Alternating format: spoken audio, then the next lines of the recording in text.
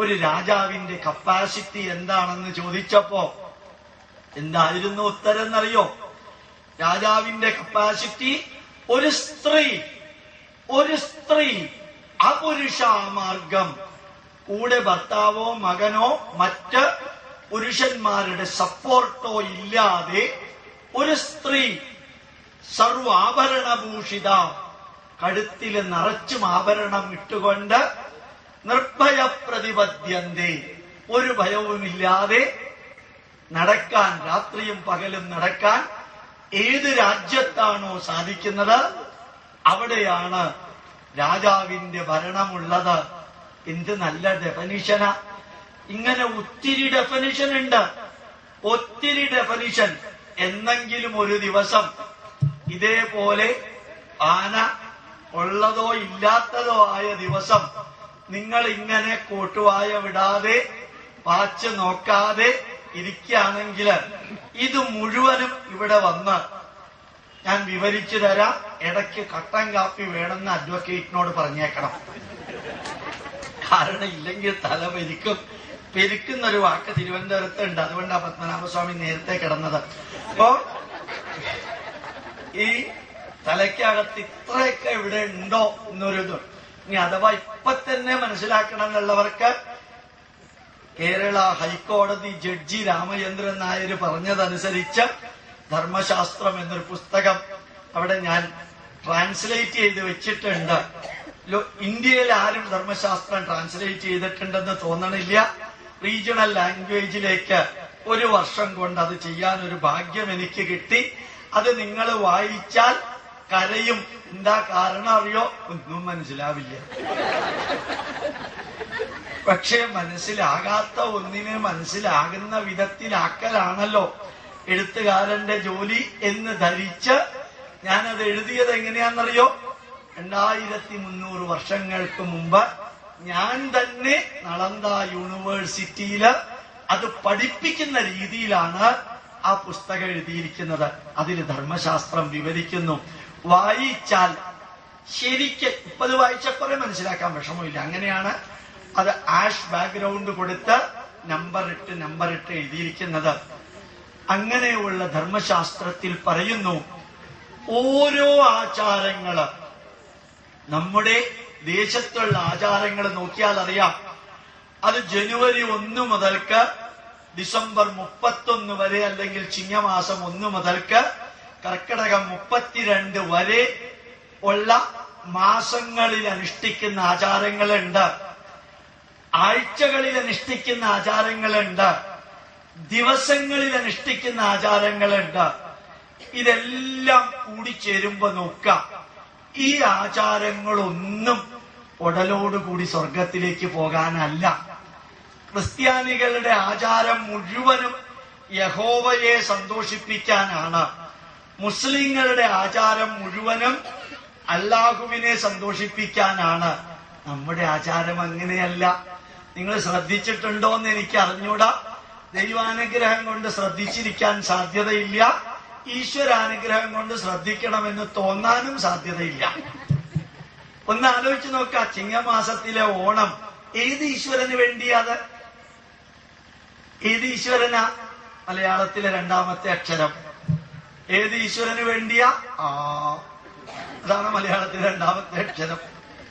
അറിഞ്ഞൂടാ. കൃഷ്ണന് വേണ്ടിയാണോ ഓണാഘോഷിക്കുന്നത്? ശിവന് വേണ്ടിയാണോ? മഹാവിഷ്ണുവിനാ? ഗണപതിക്കാ? മുരുകന് വേണ്ടിയാ? ആർക്ക് വേണ്ടിയാ?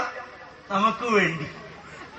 ഓണം എന്തിനാ പറഞ്ഞാൽ മഹാബലി ഈശ്വരനാണോ?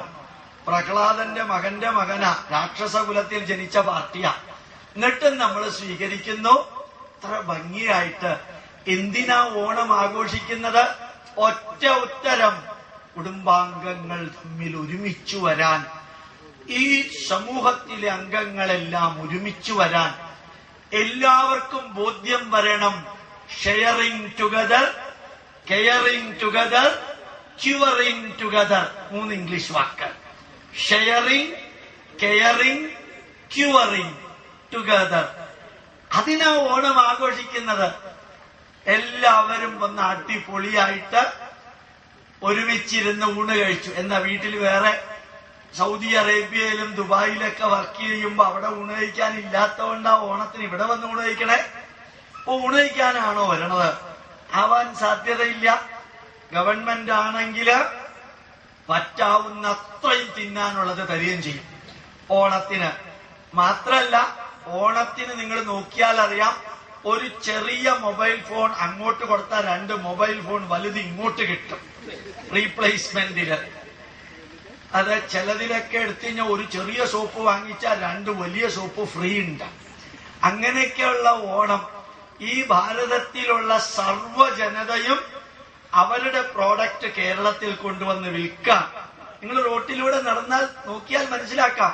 സാമ്പത്തികമായ വളർച്ചയ്ക്ക്, വ്യാവസായിക വളർച്ചയ്ക്ക്, കുടുംബ ബന്ധങ്ങൾ ഒരുമിച്ച് ചേർക്കാൻ, പഴമയുടെ നന്മകൾ തിരിച്ചു കൊണ്ടുവരാൻ, ഓണപ്പാട്ട്, ഓണാഘോഷം, പൂക്കളമിടാൻ എന്തെല്ലാമാ നടക്കാത്തത്?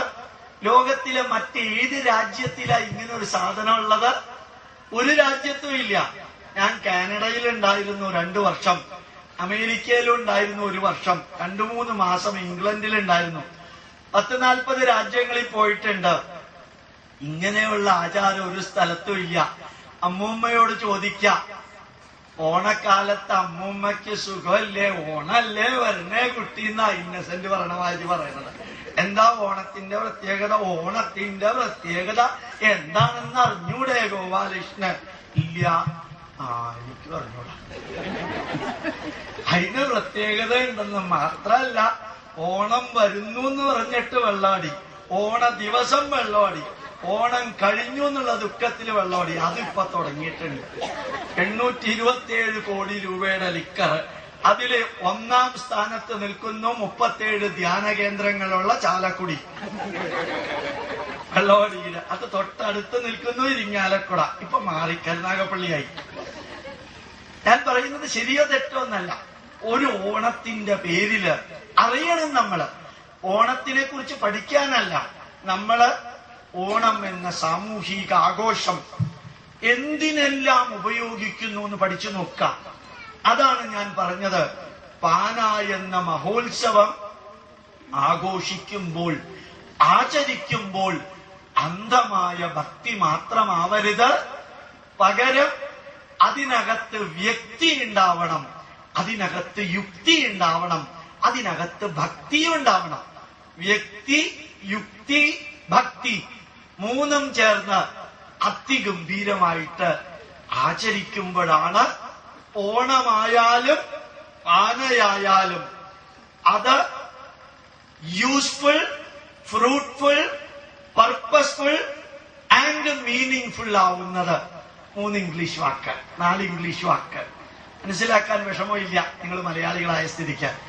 Useful, fruitful, purposeful and meaningful ആയിട്ടുള്ള ആഘോഷം ഓണം കൊണ്ട് എന്ത് സാധിക്കുന്നു എന്ന് നോക്കാം. അടുത്ത മാസം നമ്മൾ നോക്കാം. നമ്മൾ ശബരിമലയിലേക്കുള്ള യാത്ര തുടങ്ങാം. ഇവിടെ ശാസ്താവിന്റെ അമ്പലം ഇല്ലാത്തത് കൊണ്ടാണ് ഈ കെട്ട് നിറച്ച് അങ്ങോട്ട് പോണത്.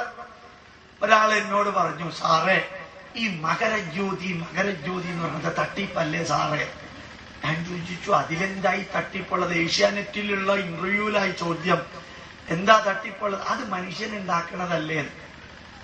ഞാൻ വെറുതെ ചോദിച്ചു, ശബരിമലയിലെ ശ്രീകോവിലിനകത്ത് വെച്ചിരിക്കുന്ന വിഗ്രഹം മനുഷ്യനുണ്ടാക്കിയതല്ലേ? ശ്രീകോവില് മനുഷ്യനുണ്ടാക്കിയതല്ലേ? ആ 18-ാം പടി മനുഷ്യനുണ്ടാക്കിയതല്ലേ? അതിനകത്ത് പ്രസാദം കൊടുക്കുന്നവരൊക്കെ മനുഷ്യരല്ലേ? അവിടുത്തെ ദേവസ്വം ബോർഡ് ഉദ്യോഗസ്ഥർക്ക് മനുഷ്യരുടെ സ്വഭാവം ഇല്ലെങ്കിൽ മനുഷ്യരല്ലേ? അത് മാത്രമല്ല, ഈ ചുറ്റിക കൊണ്ട് അടിച്ചു തിന്നുന്ന ഒരപ്പം ഉണ്ട് അവിടെ, പട്ടിക്കെറിഞ്ഞാൽ പോലും അത് പൊട്ടില്ല.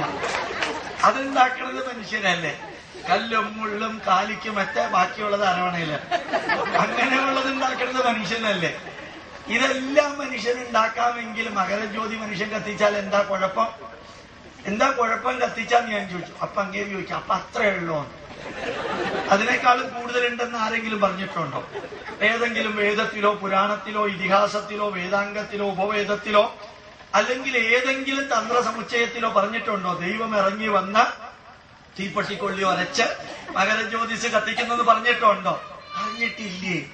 എനിക്കറിഞ്ഞൂടാ എവിടെന്നാ നിങ്ങൾക്ക് ഇത് കിട്ടിയത് ദൈവം ഉണ്ടാക്കുന്നതെന്ന്.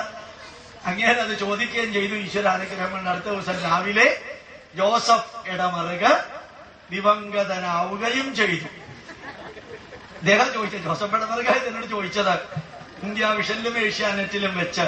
അപ്പൊ ഞാൻ ജസ്റ്റ് പറയായിരുന്നു, ആ ശബരിമല ശാസ്താവിന്റെ വിഗ്രഹം, ആ അമ്പലം, ആ മകരജ്യോതിസ് എത്ര പേര് എതിർത്തു, എത്ര പേര് ആ അമ്പലം കത്തിച്ചു, എന്നിട്ടും അതെല്ലാം ഈ ജനത ഷർട്ടുമിട്ടുകൊണ്ട് അങ്ങോട്ട് കയറാൻ ഒരു വിഷമവുമില്ലാതെ രാഷ്ട്രത്തിന്റെ ഐക്യത്തിന് നിദാനമായി എന്റെയും നിങ്ങളുടെയും ശബരിമല. ഞാൻ ഓണത്തിന് അങ്ങോട്ട് പോയിരുന്നു. അവിടെ ആന്ധ്രയിൽ നിന്ന് വന്നിരിക്കുന്ന പല ആൾക്കാരും ബർമൂഡ ട്രയാങ്കിൾ ഇട്ടുകൊണ്ടാ കയറണത്. ബർമൂഡ എന്ന് കേട്ടിട്ടുണ്ടോ? പട്ടാമ്പിക്കാര് കേട്ടിരിക്കാൻ സാധ്യതയില്ല. കാരണം അത് പ്രാകൃതമായിട്ടൊരു ഡ്രസ്സാ. പഴയ പാന്റിനെ പകുതിക്ക് വെച്ചിട്ട് കത്രിക കൊണ്ട് മുറിക്കാം. അത് ആരുടെ പാന്റായാലും വിരോധമില്ല, ആർക്കും ചേരും. കാരണം പകുതി മുറിച്ചു കഴിഞ്ഞാൽ ബാക്കിയുള്ളത് ഉപയോഗിക്കാമേ. അത് കീറയില്ല, മുട്ടുവരേ ഉള്ളൂ. മറ്റേതൊക്കെ ചുവട് വരെ പോണോണ്ട് ചെളിയാവും. ഇത് ഇട്ടോണ്ട് ചിലര് കേറുമ്പോഴത്തേക്കും ഞാൻ കണ്ടു, കൂഴച്ചക്ക നല്ലോണം പഴുത്താൽ ഒന്ന് കുളിക്കാൽ എങ്ങനെ ഇരിക്കും, അത്രയും കൊടവയറും വെച്ചോണ്ട് ഷർട്ടും ഇടാതെ ശബരിമലയിലേക്ക് കയറുകയാണ്. ഞാൻ നേരിട്ട് കണ്ടതാ. അപ്പൊ എനിക്ക് തോന്നി, ഒരമ്പലം 1.25 അടി പൊക്കമുള്ള ഒരു വിഗ്രഹം ഭാരതത്തിന്റെ മൊത്തം ഐക്യത്തിന് നിദാനമായില്ലേ? അതല്ലേ ശബരിമല? അല്ലെങ്കിൽ ശാസ്താവിന്റെ അമ്പലം ഇല്ലാത്തതുകൊണ്ടാ വേറെ ഒരു 3250 അടി ഉയരത്തിൽ നിൽക്കുന്ന ഒരു ചെറിയ അമ്പലം ഭാരതത്തിന്റെ ഐക്യത്തിന്. 7-ാം തീയതി, ഈ മാസം 7-ാം തീയതി ആറ്റുകാൽ പൊങ്കാലയാണ്. കേട്ട് കാണും എന്ന് ഞാൻ വിചാരിക്കുന്നു. കേരളീയരായ സ്ഥിതിക്ക് കേട്ടിരിക്കാൻ സാധ്യതയില്ല. അപ്പോ ആ ആറ്റുകാലില് നോക്കുക, ഈ വർഷം പൃഥ്വിരാജ, കഴിഞ്ഞ വർഷം യേശുദാസും ബീന ആന്റണിയുമായിരുന്നു വിളക്ക് കത്തിച്ചത്. ആറ്റുകാൽ പൊങ്കാലയ്ക്ക് ആദ്യത്തെ അടുപ്പ് കത്തിച്ചത്. യേശുദാസ് എല്ലാവരെയും നോക്കി പറഞ്ഞു, ഇതിനകത്ത് ഒരാൾ ആറ്റുകാൽ അമ്മയാണ് എന്ന്. എല്ലാ സ്ത്രീകൾക്കും സന്തോഷമായി. കയ്യിലിരിപ്പ് ശരിയല്ലെങ്കിലും പേര് കിട്ടിയല്ലോ. എത്ര 35 ലക്ഷം സ്ത്രീകളാ. തലയ്ക്ക് മുകളിൽ ചുട്ടുപൊള്ളുന്ന സൂര്യൻ, ചുവട്ടിൽ ചുറ്റും കത്തുന്ന തീയ്, അതിനിടയ്ക്ക് കലം വെച്ച് ഈ അരി വേവിച്ച് ഈ പായസം ഉണ്ടാക്കി നിവേദിച്ച് പൊങ്കാല കൊടുക്കാൻ പാകത്തിന് തലേ ദിവസവും അതിന്റെ മുമ്പിലത്തെ ദിവസവും പട്ടിണി കിടന്ന് അവിടെ കഴിയുന്ന സ്ത്രീകള് എത്രയെല്ലാം മതത്തിൽപ്പെട്ടവര്, ഏതെല്ലാം ജാതിയിൽപ്പെട്ടവര്, ഏതെല്ലാം രാജ്യങ്ങളിൽ നിന്ന് വന്നവര്. ഭാരതത്തിന്റെ കഷ്ടിച്ച ഒരടി പൊക്കമുള്ളൂ ആറ്റുകാലമ്മയ്ക്ക്. ഒരടി പൊക്കമുള്ള ഒരു വിഗ്രഹം എത്ര ജനങ്ങളെയാ ഒരുമിച്ച് കൊണ്ടുവരുന്നത്. ചിന്തിക്കുക. പാന എന്ന ഉത്സവം, അതിനെക്കുറിച്ച് പറയാനാണ് ഞാൻ ശബരിമലയെക്കുറിച്ച് പറഞ്ഞത്. അതിനെക്കുറിച്ച് പറയാനാണ് ഞാൻ ഓണത്തെക്കുറിച്ച് പറഞ്ഞത്. ആ പാന എന്ന ഉത്സവത്തെക്കുറിച്ച് പറയാനാണ് ആറ്റുകാൽ ഭഗവതി ക്ഷേത്രത്തിനെ കുറിച്ച് ഞാൻ പറഞ്ഞത്. അമർനാഥിലേക്ക് കയറി 14,400 അടി. എനിക്ക് അത്ഭുതം തോന്നി. സ്നോ വീഴുന്നുണ്ട്, ഇടയ്ക്ക് മഴ, കോച്ചി വലിക്കുന്ന തണുപ്പ്. എത്ര ആൾക്കാരാ മുകളിലേക്ക് കയറുക അറിയോ? മുകളിലേക്ക് പോകുമ്പോ പഹൽഗാവിൽ നിന്ന് വന്ന മുസ്ലിങ്ങള്, അവരാണ് കുതിരയെ കൊണ്ടുവന്ന ആൾക്കാരെ കൊണ്ടുപോകുന്നത്. ഈ മുസ്ലിങ്ങളെ കുതിരയെ പിടിക്കുമ്പോ കുതിരയുടെ മുകളിൽ ഇരിക്കുന്നവരോട് പറയും, നീച്ചേ മദ്ദേക്കോ, നീച്ചേ മദ്ദേക്കന, താഴത്തേക്ക് നോക്കരുത്. താഴത്തേക്ക് നോക്കിയാ നിങ്ങൾ വീഴുന്നുറപ്പാ. 6000 അടി താഴെ സിന്ധു നദി ഫ്രോസൺ, ഐസ് മാത്രം, ഒരു തുള്ളി വെള്ളം ഒഴുകണില്ല. അങ്ങനെയുള്ള സിന്ധു നദി, അതിലെത്രയാ ഡെഡ് ബോഡി കുതിരകളുടെ, അത് താഴത്തേക്ക് വീണെടുക്കാൻ പറ്റില്ല. 6000 അടി താഴെയാ. അങ്ങനെയുള്ള അമർനാഥിലേക്ക് ഈ പോഡിയത്തിന്റെ വീതിയുള്ള വഴിയാ. ചില സ്ഥലത്തൊക്കെ ഒന്ന് ശ്രദ്ധിച്ചില്ലെങ്കിൽ കാല് തെറ്റിയാൽ കൃഷ്ണ രാമ ഗോവിന്ദ, പിറവം ഇലക്ഷന്റെ റിസൾട്ട് അറിയാനുണ്ടാവില്ല. അങ്ങനെയുള്ള ആ വഴിയിലൂടെ പോകുമ്പോ അറിയാതെ കൈകൂപ്പും. എന്നിട്ട് ഒരു ചോദ്യമുണ്ട്, എങ്ങോട്ടാ പോണത്? കുന്നംകുളത്തുകാരൻ ചോദിക്കുന്ന മാതിരി ചോദിച്ചാൽ ഇപ്പൊ ഞാൻ ചോദിക്കുന്ന രീതിയല്ല, വേറെ ഭാഷയാണ്. ആ എങ്ങോട്ടാ പോകുന്നത്? ഐസിലുള്ള ശിവനെ കാണാൻ. ഐസ് കൊണ്ടൊരു ശിവനുണ്ട്. അവിടെ പൂജയില്ല, ഒരു മണ്ണാൻ കട്ടിയില്ല, വെറും ഒരു ഗുഹ. ഗുഹയ്ക്കകത്ത് 11 അടി പൊക്കത്തിൽ ഐസ് ഉണ്ട്. അത് നോക്കി തൊഴുതിട്ട് താഴത്തേക്ക് വരിക. എന്നാ ഇവിടെ ഐസ് കൊണ്ടൊരു ശിവനെ ഉണ്ടാക്കിയാ പോരെ, താനെന്തിനാടോ ഈ 14,000 അടി കെട്ടി അവിടേക്ക് പോണത്? നന്ദനം എന്ന സിനിമയിലെ കേശവൻ നായർ പറഞ്ഞ മാതിരി ഇജാമണി അമ്മയെ പറയായിരുന്നു, നടക്കോ കേശവൻ നായരെ ഇത്? അപ്പൊ എന്താ കേശവൻ നായർ പറഞ്ഞത്? നിജാമണി അമ്മയ്ക്ക് എത്ര വയസ്സായി? 78. ഇനി 5 കൊല്ലം നടക്കും, പിന്നെ ഒരു 5 കൊല്ലം കിടക്കും, പിന്നെ ആരെങ്കിലും ഉണ്ടെങ്കിൽ എടുക്കും. അതുമാതിരി എന്തിനാ ഈ കെട്ടി 14,000 അടി കയറിയെന്ന് ചോദിച്ചാ കേറി അത് തന്നെ, കേറാണ്ടിരിക്കാൻ പറ്റാത്തത് കൊണ്ട്. കാര്യദേഹി അവശകർമ്മ സർവ പ്രകൃതി ജയർഗുണൈഹി. കയറാതിരിക്കാൻ പറ്റില്ല, അമർനാഥിലേക്ക് പോകണമെന്ന ഇച്ഛാശക്തി. മുകളിലേക്ക് കയറുമ്പോ കാല് തെന്നുമ്പോ ചില മുസ്ലിങ്ങളുണ്ട്, അവര് കാല് വെച്ച് തരും. ഇങ്ങനെ വെച്ച് തന്നിട്ട് പറയും, ഈ കാലി ചവിട്ടി കയറിക്കോളാൻ പറയും. അവന് തോന്നില്ല ഞാൻ മുസ്ലിമാണെന്ന്, അവന് തോന്നില്ല ഇത് ഹിന്ദുക്കളാ പോകുന്നതെന്ന്. അവന്റെ മനസ്സിലുമുണ്ട് ഒരു ശക്തി. ഞാൻ വിചാരിക്കാറുണ്ട്, ആ മുസ്ലിങ്ങൾ ഹിന്ദുക്കളെ കൊണ്ടുപോകുന്നതും സഹായിക്കുന്നതും വീഡിയോ എടുത്ത് നമ്മുടെ ടിവിയിൽ കാണിച്ചാൽ ഭാരതത്തിൽ ടെററിസം ഉണ്ടാവില്ല, ഹിന്ദു മുസ്ലിങ്ങൾ തമ്മിൽ യുദ്ധം ചെയ്യില്ല. അത് കാണിക്കാൻ ഇവിടെ ചിലർക്ക് പറ്റില്ല. കാരണം ഇവരൊക്കെ ഭിന്നിപ്പിച്ചിട്ട് വേണം അവർക്ക് വോട്ടുണ്ടാക്കാൻ. ഞാൻ തിരിച്ചു വിഷയത്തിലേക്ക് വരാം. അമർനാഥിലേക്കുള്ള യാത്ര അതെന്തിനു പോകുന്നു? എല്ലാവരും ഒരുമിച്ച് ഒരു ദിവസം. ഇന്നും ഹരിദ്വാറില് 10-11 ലക്ഷം ജനങ്ങളാ ഗംഗാനദിയിൽ കുളിക്കുന്നത്. കൂച്ചി വലിക്കുന്ന തണുപ്പ്. എന്നിട്ടും ആ വെള്ളത്തിൽ കുളിച്ച് ഇങ്ങനെ വിറയ്ക്കണത് കാണാൻ ഓരോന്നും. ശരിക്കു പറഞ്ഞു കഴിഞ്ഞാൽ ഇലക്ഷന്റെ റിസൾട്ട് വരുമ്പോ നേതാക്കൾ വിറയ്ക്കണമായിരിയ ഈ ഗംഗാനദിയിൽ കുളിച്ച് മുകളിലേക്ക് കയറുമ്പോ ഓരോന്നും വിറയ്ക്കുന്നത്. എന്തിനു കുളിക്കണം? ഈ രാഷ്ട്രത്തിന്റെ ധർമ്മശാസ്ത്രം പറയുന്നു, എങ്ങനെയാണോ ഓണം മനുഷ്യനെ ഒരുമിച്ച് കൊണ്ടുവരുന്നത്, എങ്ങനെയാണോ ശബരിമലയും തിരുപ്പതിയും കൈലാസവും അമർനാഥും ബദ്രീനാഥും കേദാർനാഥും ഭാരതത്തെ ഒരുമിച്ച് കൊണ്ടുവരുന്നത്, എങ്ങനെയാണോ ആറ്റുകാൽ പൊങ്കാല മാതിരിയുള്ള ചെറുതും വലുതുമായ ക്ഷേത്രങ്ങള്, ഗുരുവായൂർ ഏകാദശി, തൃപ്രയാർ ഏകാദശി, ഓരോന്നും ഭാരതീയരെ ഒരുമിച്ച് കൊണ്ടുവരുന്നത്, ഇതൊന്നും ഭരണത്തിന്റെ കീഴിലല്ല. മനുഷ്യ മനസ്സുകളെ ഒരുമിപ്പിക്കുന്ന ആചാരങ്ങള്. ശിവരാത്രിക്ക് ഒരുമിച്ച് ആഘോഷിക്കുന്നു, വിജയദശമിക്ക് എല്ലാം കെട്ടും കെട്ടി തുഞ്ചൻ പറമ്പിലേക്ക് അക്ഷരം എഴുതിക്കാൻ. എന്താ അക്ഷരം എഴുതാൻ? നിങ്ങളുടെ വീട്ടിൽ ആരുമില്ലേ? നാക്കുകൊണ്ട് ആ ഈ എന്ന് അറിഞ്ഞുകൂടെങ്കിലും എഴുതിക്കാൻ എന്താ വിഷമം? അത് എഴുതിച്ചാ പോരെ? അല്ല, കുമാരനാശാന്റെ ആ തറവാട്ടിലേക്ക്, ഇവിടേക്ക് ദക്ഷിണ മൂകാംബികയിലേക്ക് യേശുദാസന്റെ ജന്മദിനം അദ്ദേഹം ചെലവഴിക്കാറുള്ളത് മൂകാംബി ക്ഷേത്രത്തിലാ. എന്താ കാരണം? അതാ ഭാരതത്തിന്റെ പ്രത്യേകത.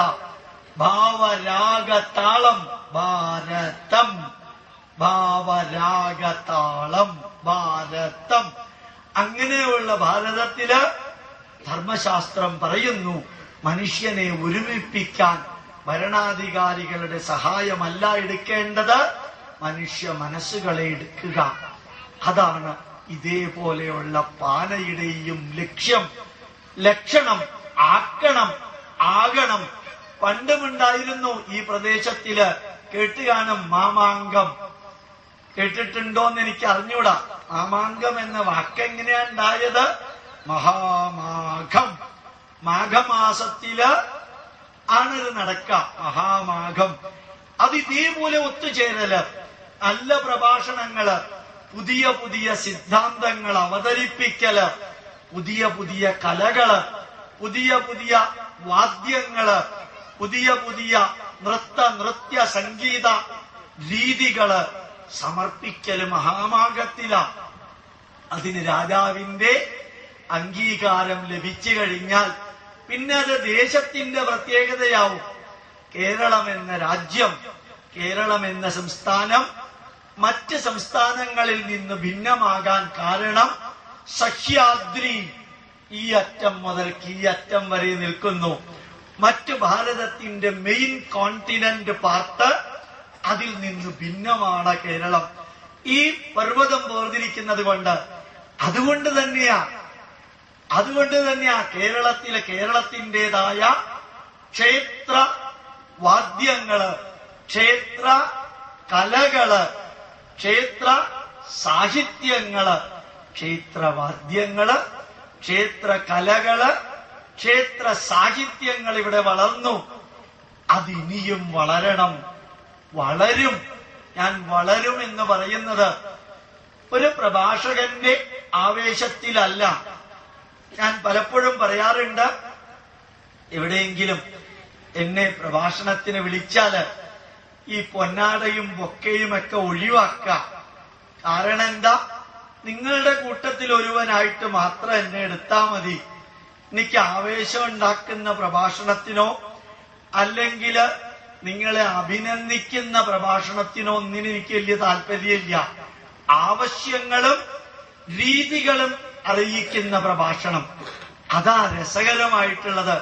സ്വീകരിക്കാൻ ആൾക്കാർ തയ്യാറുമാണ്. അങ്ങനെ സ്വീകരിക്കാൻ തയ്യാറുള്ളവർക്ക് സ്വീകരിക്കാൻ യോഗ്യതയുള്ള കാര്യങ്ങള് സ്വീകരിക്കാൻ പറ്റുന്ന വിധത്തില് സ്വീകരിക്കാൻ മനോഭാവമുള്ളവർക്ക് ഉടുക്കുമ്പോൾ കിട്ടുന്ന സന്തോഷം ഒരു പൊന്നാടയും ബൊക്കയുമെല്ലാം നൽകി ആദരിക്കപ്പെടുമ്പോൾ ലഭിക്കുന്ന സന്തോഷത്തേക്കാൾ വലുതാണ്. ഞാൻ പറഞ്ഞ വരിയുടെ നീളം കൂടിപ്പോയോ? ഇല്ലല്ലോ, മനസ്സിലായില്ലെന്നല്ലേ ഉള്ളൂ. അപ്പോ നമ്മള് കൃത്യമായിട്ട് അറിയിക്കാനുള്ളത് അറിയിച്ചാൽ അപ്പൊ ഇരിക്കുന്നവരുടെ മുഖഭാവം കാണുമ്പോ കിട്ടുന്ന സംതൃപ്തി എനിക്ക് തോന്നുന്നു അതുകൊണ്ടായിരിക്കും ഇവർക്കും ബൊക്കെ കൊടുക്കാത്തത്. ഒന്നും കൊടുത്തിട്ടില്ല പാവപ്പെട്ടവര്. സാധാരണ എല്ലാം പതിവുള്ളതാ. ഗോപാലകൃഷ്ണൻ വന്നാൽ അതും കിട്ടിയില്ല എന്ന് തോന്നുന്നു. ഏതായാലും തിരുമേനിക്ക് തോന്നാൻ സാധ്യതയില്ല. കാരണം ഗുരുവായൂരും ശബരിമലയിലും ധാരാളം ഡബിള് വരുന്നതാ. അതിനിടയ്ക്ക് ഒരു പൊന്നാട കിട്ടിയില്ല എന്ന് വെച്ചിട്ട് വലിയ കുഴപ്പമൊന്നും അങ്ങനെ ഉണ്ടാവില്ല. ടീച്ചറിന്റെ കാര്യം എനിക്കറിഞ്ഞൂടാ. ഈ നാട്ടുകാരായത് കാരണം അവർക്കും വലിയ പ്രശ്നം ഉണ്ടാവില്ല. തമാശായിട്ട് പറഞ്ഞു എന്നേ ഉള്ളൂ. അപ്പൊ യഥാർത്ഥത്തില് ഇതെല്ലാം ഇങ്ങോട്ട് അറിയിക്കുക.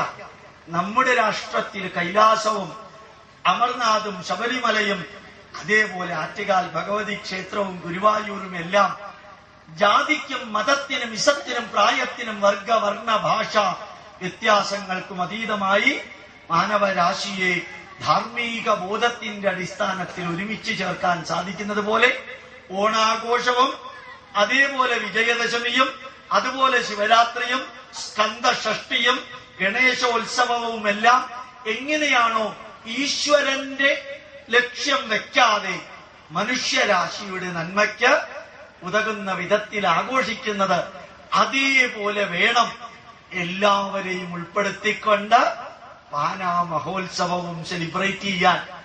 അതിന്റെ കൂട്ടത്തില് എല്ലാ നന്മകളും, എന്തെല്ലാം നന്മകൾ സാധിക്കുമോ അതെല്ലാം കൂട്ടിച്ചേർക്കണം. സാമൂഹിക ബന്ധത്തില് തുടക്കം കുടുംബമാണ്.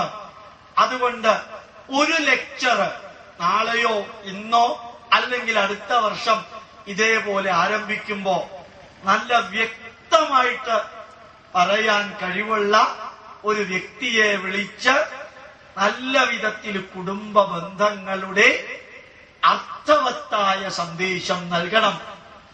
ഏത് രീതിയില്? മാതൃദേവോ ഭവ. അർത്ഥം പറഞ്ഞു കൊടുത്താ പോരാ.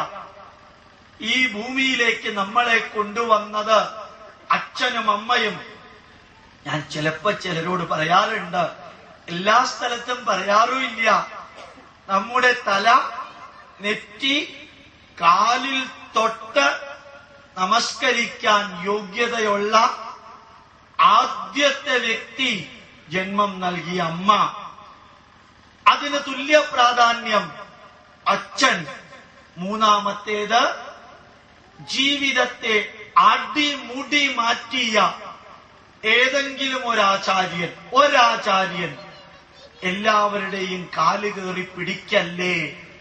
ഞാൻ പറയാറുണ്ട്, ഒരു സ്ഥലത്ത് കേട്ടു, അടുത്ത കാലത്ത് പ്രഭാഷണം കഴിഞ്ഞാൽ ആ ബുക്ക് സ്റ്റാളിൽ നിന്ന് പുസ്തകം വാങ്ങിച്ചവർ എന്റെ അടുത്ത് കൊണ്ടുവരികയാണെങ്കിൽ ഞാൻ ഒപ്പിട്ട് തരാന്നൊരു സ്വാമി പറയണത്. ആൾക്കാരുടെ ആവശ്യമല്ലാതെ സ്വാമിയുടെ ആവശ്യ. വേറൊരു സ്വാമിയുടെ കൂട്ടത്തിൽ നിൽക്കുന്ന ആരാധകര് മൈക്കിൽ വന്ന് പറഞ്ഞു, സ്വാമിയുടെ പ്രഭാഷണം കഴിഞ്ഞാൽ പാദസമർപ്പണത്തിനും പാദ കാണിക്കയ്ക്കും സൗകര്യമുണ്ടായിരിക്കും. ഞാൻ ചിലപ്പോ ആലോചിക്കാറുണ്ട്, ഇത് വേണോ?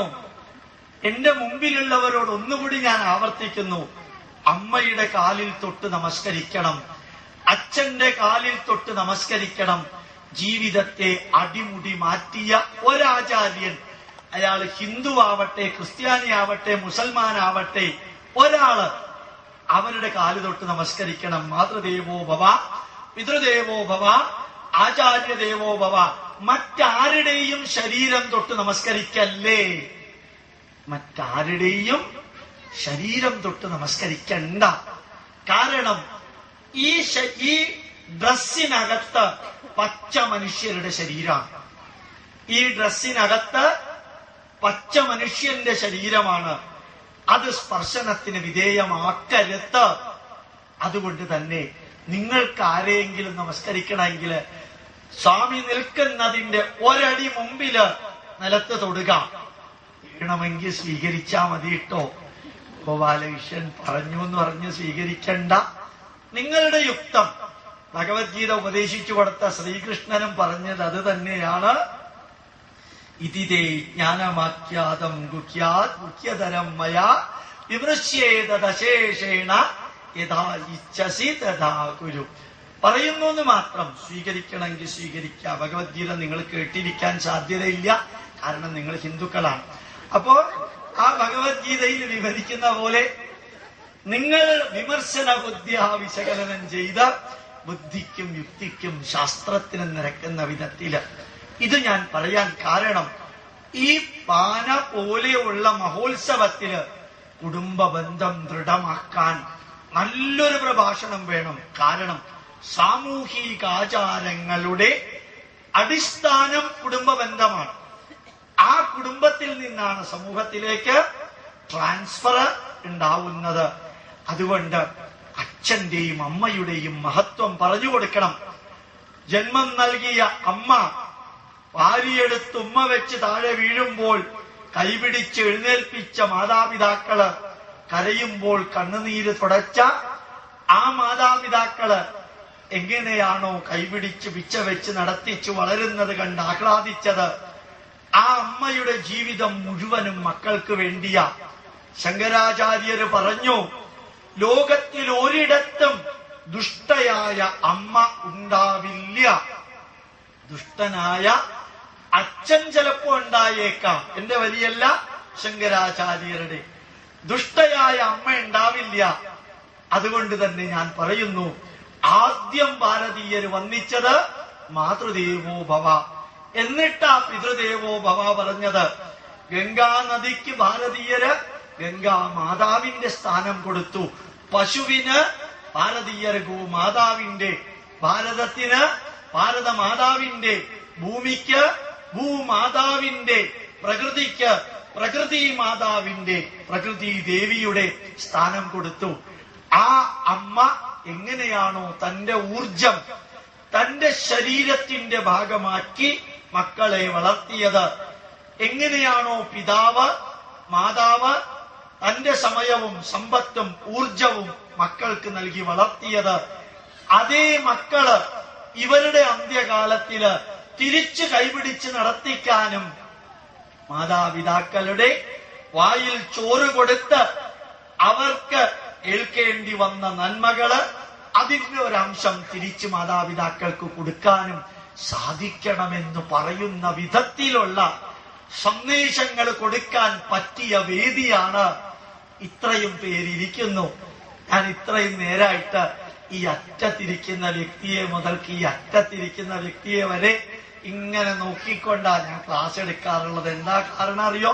എത്ര പേര് കൂട്ടുവായ വിടുന്നുണ്ടെന്ന് നോക്കാൻ, എത്ര പേര് വാച്ച് നോക്കുന്നുണ്ടെന്ന് അറിയാൻ. എന്താ, നിങ്ങളിൽ ആരെങ്കിലും കൂട്ടുവായ വിടുകയോ വാച്ച് നോക്കുകയോ ചെയ്താൽ അത് നിങ്ങളുടെ കുഴപ്പമല്ല. ആരുടെ കുഴപ്പാ? അത് എന്റെ കുഴപ്പാ. നിങ്ങളെ ശരിക്കിരുത്താൻ എനിക്ക് പറ്റണില്ല. അതുകൊണ്ട് തന്നെ ഞാൻ തിരിച്ച് വിഷയത്തിലേക്ക് വരുമ്പോ പറയുന്നു, ഇത്രയും നല്ലൊരു സദസ്സ്, ആൾമോസ്റ്റ് ഒരു വർക്കിംഗ് ഡേയാ. ശനിയാഴ്ച തറക്കേടില്ലാത്ത ചൂടുണ്ട്, ഈശ്വരാനുഗ്രഹം കൊണ്ട് ഫാനും ഇല്ല, ദൈവാനുഗ്രഹം കൊണ്ട് ഉച്ചയൂണുണ്ടോന്ന് ഒരു ഉറപ്പുമില്ല, അവിടുന്ന് പുക പോണുമില്ല. ഇതൊന്നും ഇല്ലാതിരുന്നിട്ടും ഇരിക്കണമെന്ന് തോന്നിയത് എന്തുകൊണ്ടാ? ഒറ്റ കാരണം, എന്തോ മറ്റ് സ്ഥലത്ത് കിട്ടാത്തത് ഇവിടെ കിട്ടും. സിനിമാ തിയേറ്ററിലും റിയാലിറ്റി ഷോയിലും അല്ലെങ്കിൽ വൈകുന്നേരത്തെ സീരിയലിലും കിട്ടാത്തത് ഇവിടെ കിട്ടുമെന്ന് അറിഞ്ഞുകൊണ്ട് വന്നവർക്ക് മാതാപിതാക്കളും മക്കളും തമ്മിലുള്ള ബന്ധത്തെക്കുറിച്ച് അർത്ഥവത്തായ സന്ദേശങ്ങൾ കൊടുക്കാൻ ഈ വേദി ഉപയോഗിക്കണം. കുടുംബ ബന്ധത്തില് ആരോഗ്യത്തോടുകൂടി ജീവിക്കാൻ, ആവശ്യമില്ലാതെ രോഗമുണ്ടെന്ന ധാരണ ഒഴിവാക്കണം. അതേപോലെ മനസ്സിൽ നിറയ്ക്കണം ആത്മവിശ്വാസം, മനസ്സിൽ നിറയ്ക്കണം.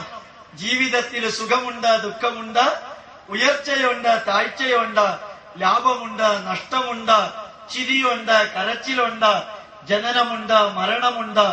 ഇതെല്ലാമുള്ള ജീവിതത്തില് പ്രയാണം ചെയ്യുമ്പോൾ അനുഭവിക്കേണ്ടി വരുന്ന ദുഃഖങ്ങളും തടസ്സങ്ങളും വേദനകളും പോസിറ്റീവുകളാക്കി മാറ്റാൻ ശക്തി തരേണമേ ജഗദീശ്വര എന്ന് പ്രാർത്ഥിക്കാൻ പാകത്തിന് പഠിപ്പിക്കുന്ന വേദിയാക്കി മാറ്റണം ഈ ഉത്സവം. വർഷത്തില് 1 or 2 ദിവസം നിങ്ങൾ ഒരുമിച്ച് ചേരുമ്പോൾ അറിയാനുള്ളത് അറിയാനും അറിയിക്കാനുള്ളത് അറിയിക്കാനും സാധിക്കുന്ന വേദിയാക്കുമ്പോൾ ഭാരതം ഉയരും, ഭാരതം ഉണരും. ഇന്ന് ഭാരതീയർക്ക് അസാധാരണമാം വിധം പൈതൃകം അറിയണമെന്ന് ആഗ്രഹമുണ്ട്. ഞാൻ പലപ്പോഴും പോവാറുണ്ട് ഓരോ സ്ഥലത്ത്. ആരാധ്യനായ ഡോക്ടർ PTK കുട്ടി ഷൊർണൂരിലുള്ള സൈക്കോളജിസ്റ്റാ.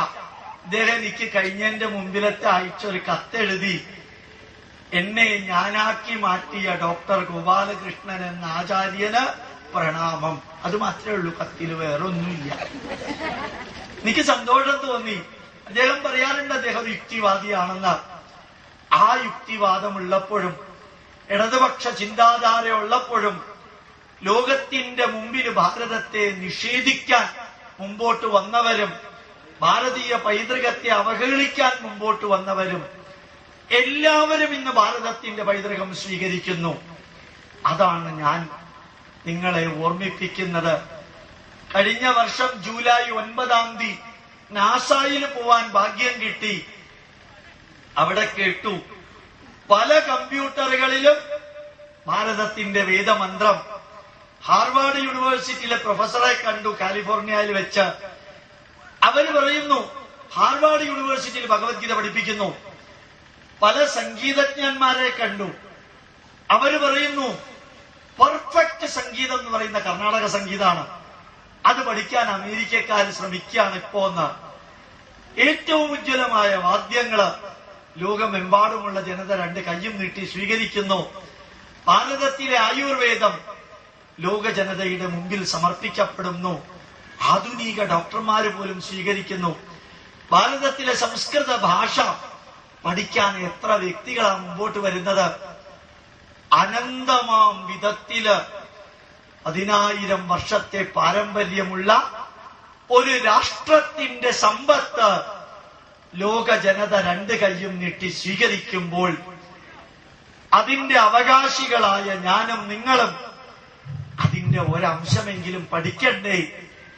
അതിന്റെ ഒരംശമെങ്കിലും പഠിക്കണ്ടേ?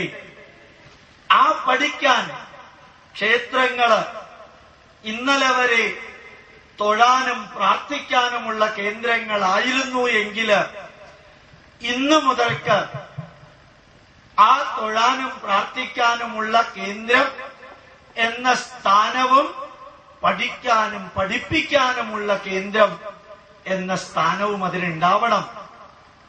അതേപോലെ ഇതേപോലെയുള്ള ആഘോഷങ്ങള്, അനുഷ്ഠാനങ്ങള് അനുഷ്ഠിച്ച് തൊഴുത് പ്രാർത്ഥിച്ച് വീട്ടിലേക്ക് മടങ്ങിപ്പോകാൻ മാത്രമുള്ള ചടങ്ങുകളായി മാറരുത്. കൊടുക്കാവുന്ന അത്രയും കൊടുക്കണം. അടുത്ത വർഷം പൈതൃകത്തിന്റെ നന്മകളുടെ എക്സിബിഷൻ ഉണ്ടാവണം, അതിന്റെ ക്ലാസ് ഉണ്ടാവണം, പഠിപ്പിക്കാനുള്ള മെറ്റീരിയൽ ലഭ്യമാക്കണം. പല പല വ്യക്തികളും നല്ല നല്ല സിഡികളും വിസിഡികളും ചിന്മയാമിഷന്റെ, സന്ദീപ് ചൈതന്യയുടെ, ഉദിത് ചൈതന്യയുടെ, ഭൂമാനന്ദ സ്വാമിയുടെ പബ്ലിക്കേഷൻസ് ഇവിടെ ലഭ്യമാക്കണം. സ്വാമിമാരെന്തു പറയുന്നു പറയുന്നില്ല, അതൊന്നും നമ്മളുടെ പ്രശ്നമല്ല. മഹാഭാരത യുദ്ധം ഉണ്ടായിട്ടുണ്ടെങ്കിലും കുഴപ്പമില്ല, മഹാഭാരത യുദ്ധം ഉണ്ടായിട്ടില്ലെങ്കിലും കുഴപ്പമില്ല. ഉണ്ടെങ്കിൽ ഉണ്ട്, ഇല്ലെങ്കിൽ ഇല്ല. അവര് പറയുന്ന നന്മകള് വ്യക്തിയെ കേന്ദ്രീകരിക്കാതെ അറിവിനെ കേന്ദ്രീകരിച്ചുകൊണ്ട് അത് ഇവിടെ ലഭ്യമാക്കണം. നന്മ നിറഞ്ഞ പൈതൃക ചിത്രരചന, നന്മ നിറഞ്ഞ